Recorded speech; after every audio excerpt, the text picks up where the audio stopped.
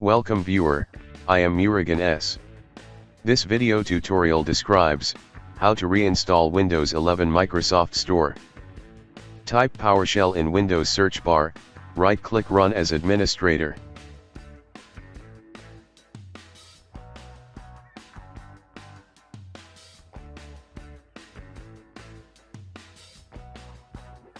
Copy first command from description and paste it.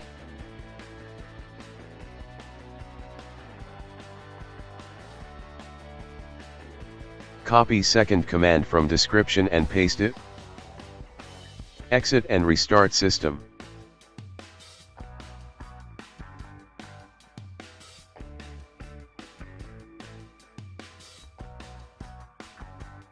I hope this video tutorial helps to you.